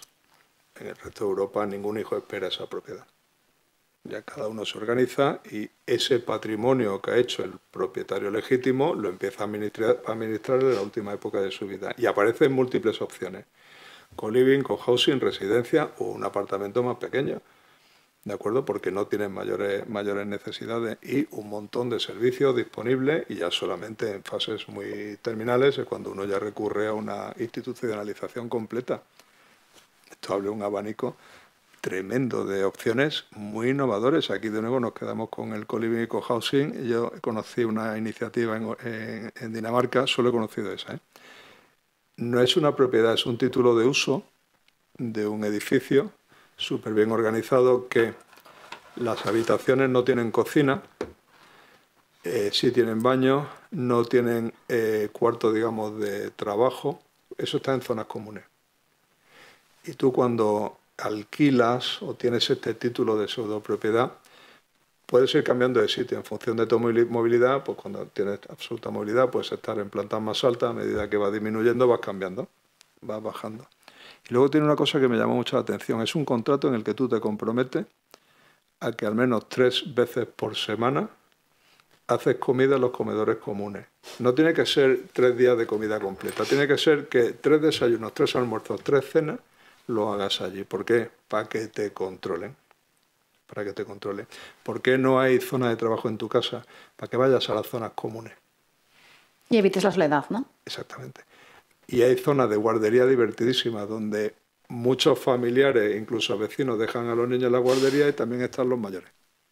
Tiene un efecto maravilloso, ¿eh? Las guarderías estas intergeneracionales, y ese concepto social de cuido de mi familia, no, cuido de la siguiente generación.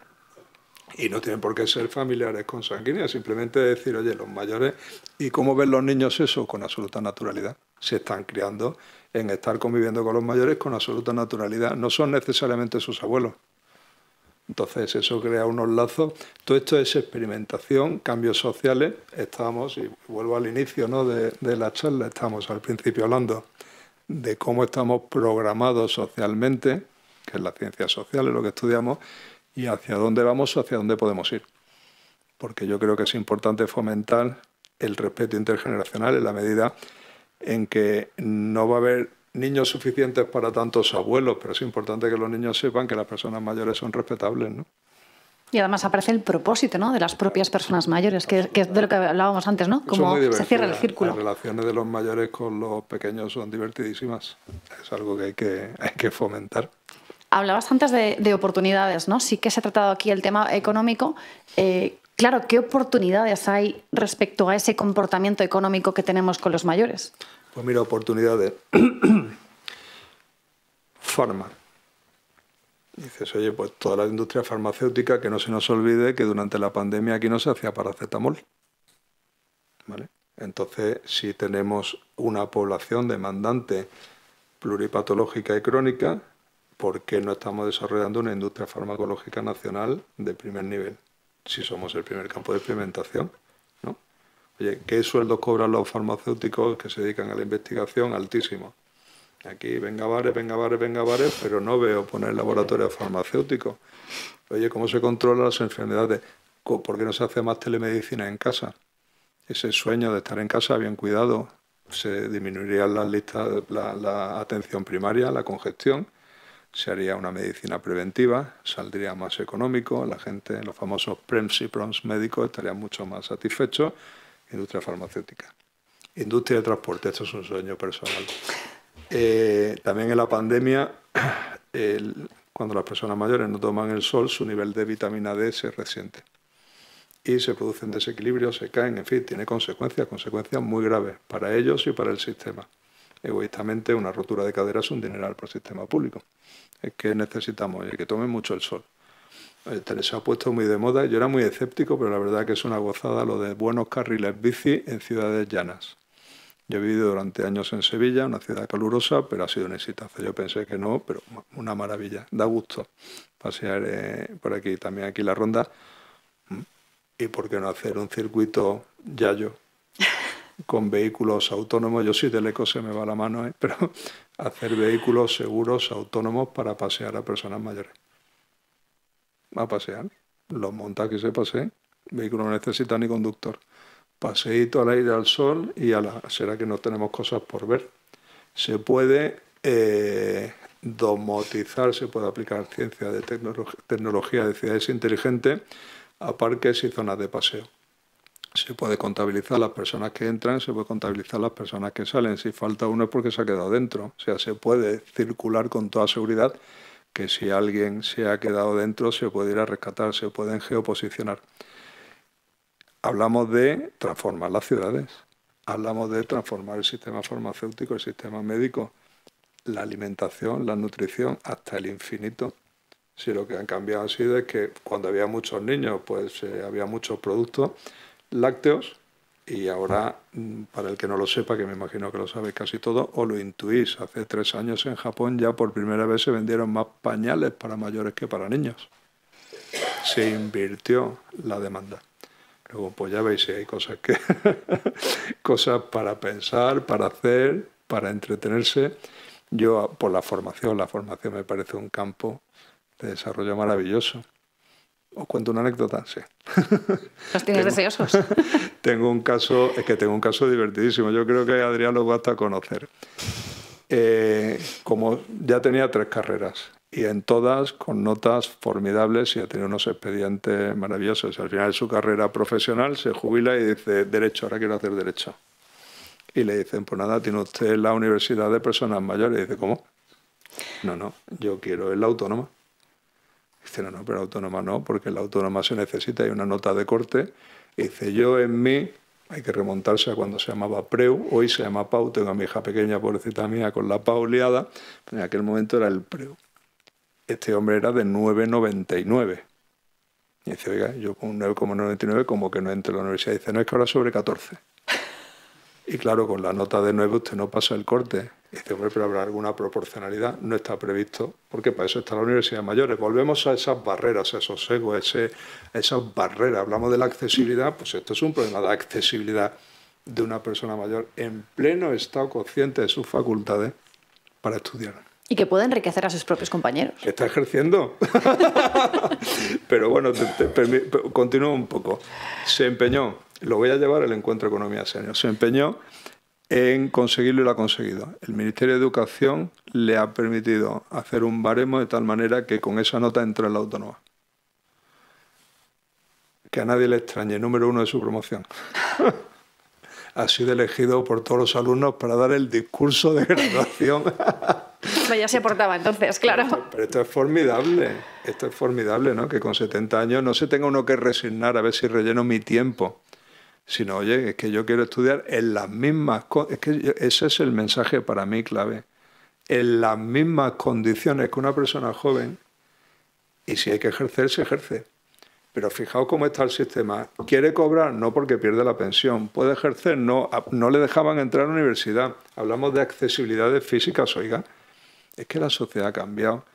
Es que, y vuelvo también al inicio, antes con 60 años, ¿qué expectativas tenía? Morirte con 67 y no sufrir mucho por el camino. Ahora con 60 años dice, pues anda que no me quedan maratones que correr. Claro. Entonces ese es el cambio de paradigma. Si es que nos pasamos casi la mitad de la vida siendo generación silver. Claro.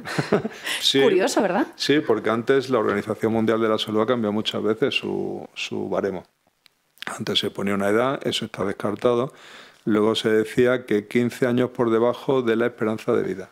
Es decir, si en España son 83 para las mujeres, 86 para el hombre, pues a los 71 ya mayor. Y ahora ya lo que se ha optado por una calificación funcional. O sea, se puede llegar joven a los 90 años y se puede estar muy mayor con 40. Es un tema más funcional que un tema etario. ¿Conocéis el caso del holandés que se ha popularizado mucho en la prensa? Bueno, ahora que te puedes cambiar de sexo, él decía que porque no se podía cambiar de edad. Entonces, claro, él tenía eso, un holandés, lo podéis encontrar en la hemeroteca, que con 60 y pico años él pidió cambiar a 50.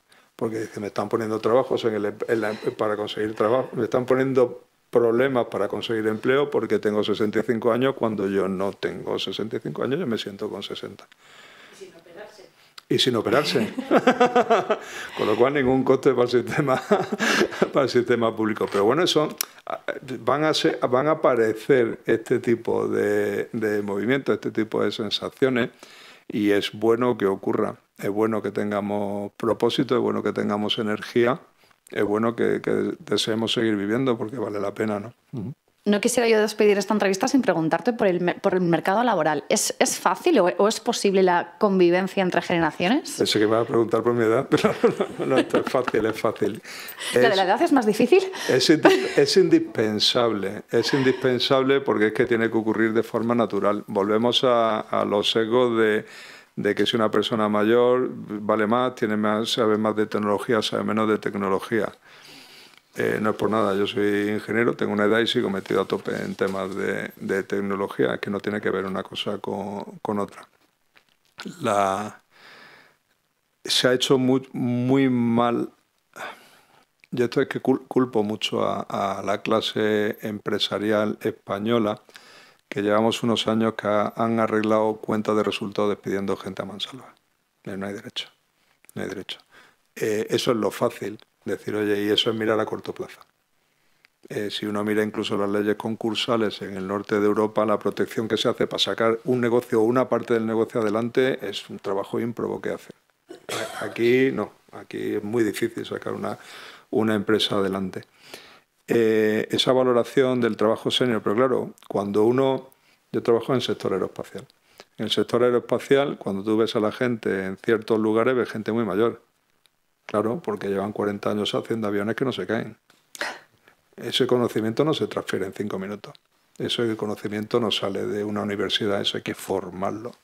Hay que tenerlo a pie de obra muchos años. Y cuando ese conocimiento se tiene, por eso yo lo que aspiro para mi país es una industria muy avanzada. Cuando ese conocimiento se tiene, la gente de mucha edad es la que es respetada, es a la que los jóvenes aspiran a emular algún día. Entonces el joven tiene paciencia. Claro, si dice, yo tengo una carrera profesional corto, cobro 4 duros, yo ese quiero que salga de ahí. Cuando tienes una carrera profesional larga, una evolución y sabes que puedes llegar allí y que está llegando todo el trayecto y que se te está respetando, la gente se adhiere a ese modelo. Entonces sí que se pueden hacer, pero se requiere industria de alto valor añadido y una gestión de los recursos humanos que sea consciente. Ahora se habla, yo creo que muy vacuamente, ¿no?, del talento, pero se están despidiendo gente cada 4 años.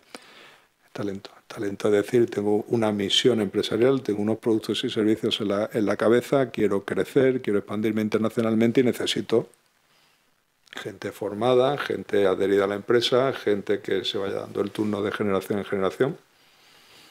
Pero si es que si uno hace un estudio de cómo está el empresariado en España, lo que yo llamo vida útil de las empresas, ¿no? Encontrar una empresa saludable en España puede durar 15 años. Llegar a 15 años una empresa en España es complicado y empresa muy pequeña, muy fraccionada. Pues entonces blanco y en botella.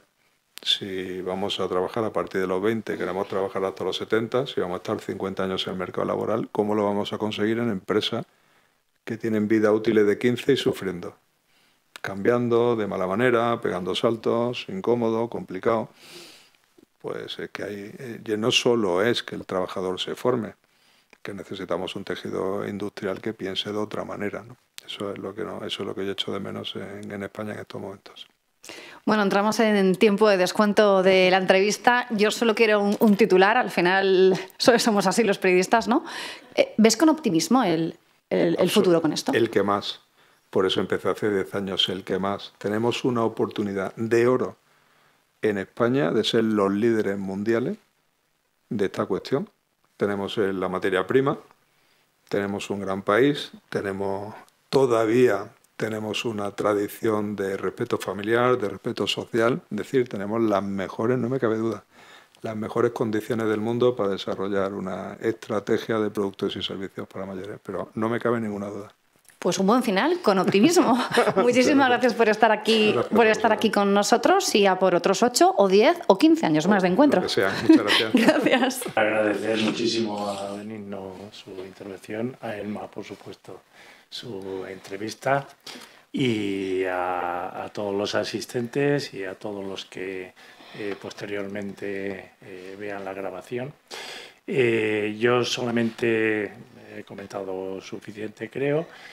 Simplemente insistir en que para mí la percepción de este acto era un capítulo que nos había pedido, como he dicho, Luis Picazo, que no ha podido asistir, pero que prontito se recuperará y nos verá la grabación.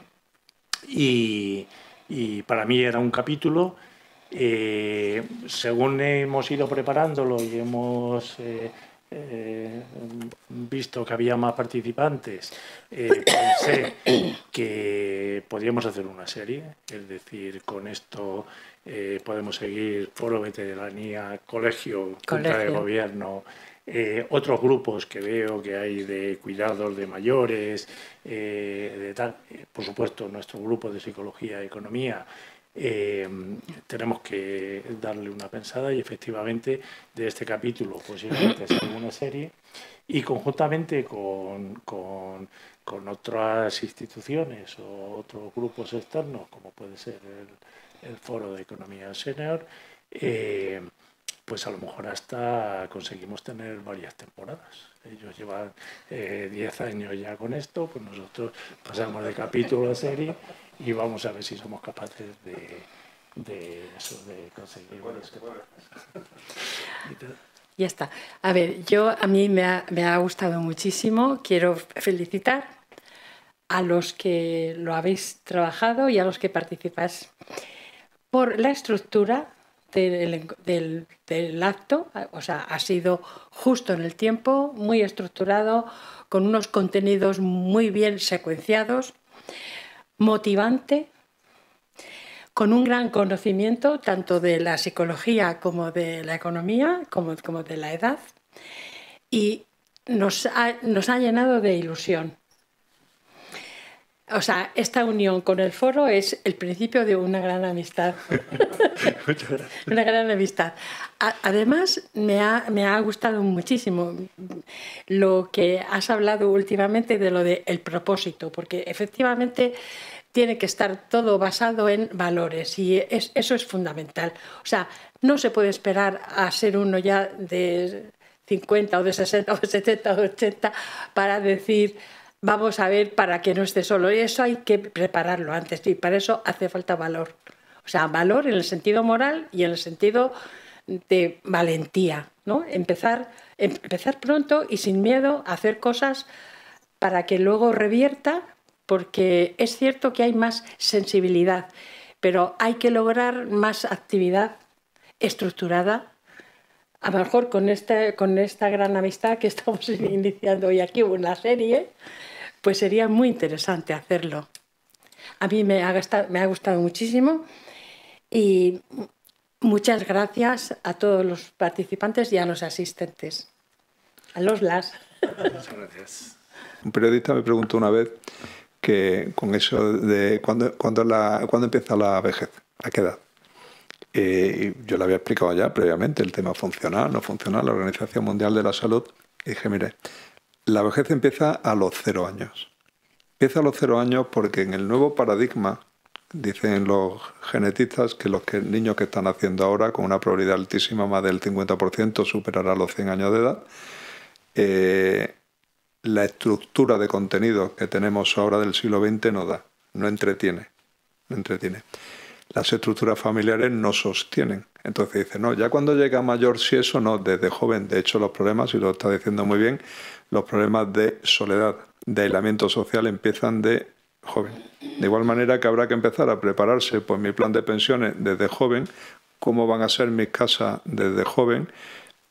Bueno, pues a lo mejor nos casaremos varias veces. Yo soy un firme defensor de que el matrimonio debía tener fecha de caducidad y renovación voluntaria, es decir, que relajados viviríamos todos sin estrés familiar sabiendo que eso se disuelve, ¿vale? Oye, que queremos seguir, pues nada, le damos tácitamente, seguimos, pero no hay ningún conflicto, ¿no?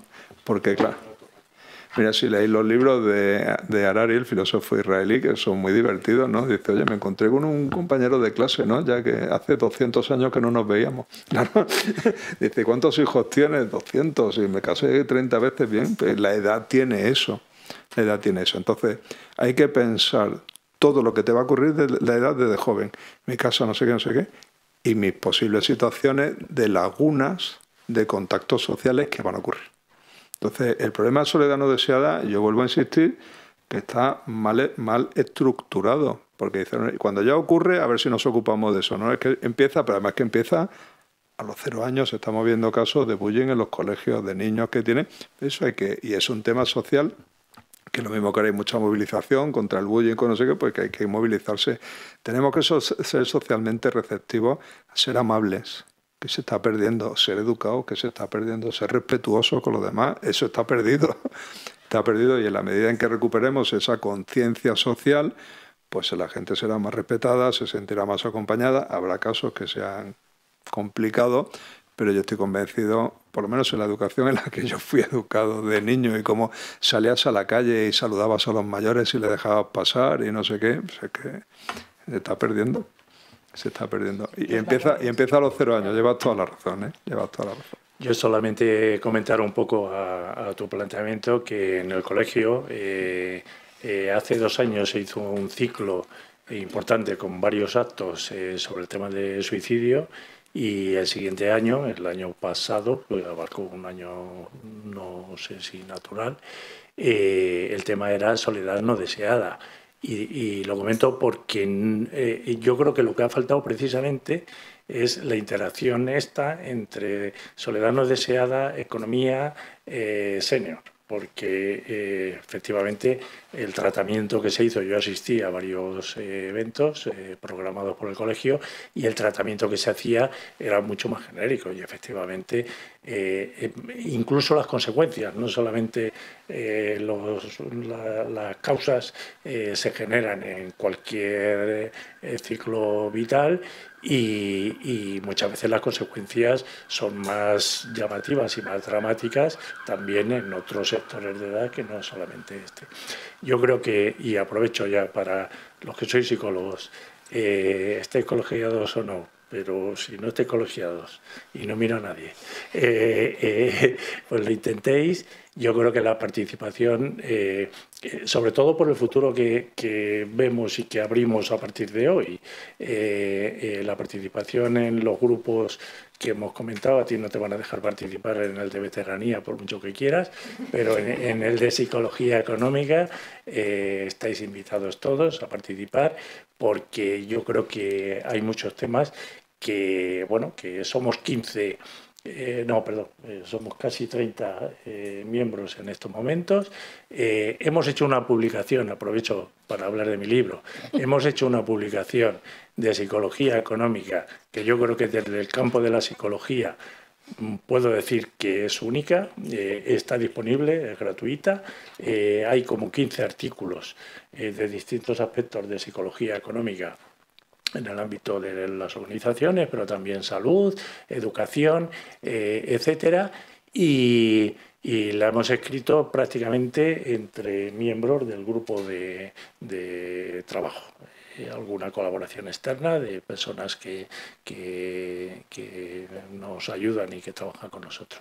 Entonces, bueno, yo creo que de verdad, y lo he dicho sinceramente, si nuestra capacidad de trabajo nos da, porque evidentemente yo estoy jubilado, estoy haciendo cosillas, pero la mayoría de las personas del grupo siguen en activo, de verdad que seguimos con la serie y ojalá con las temporadas. Gracias.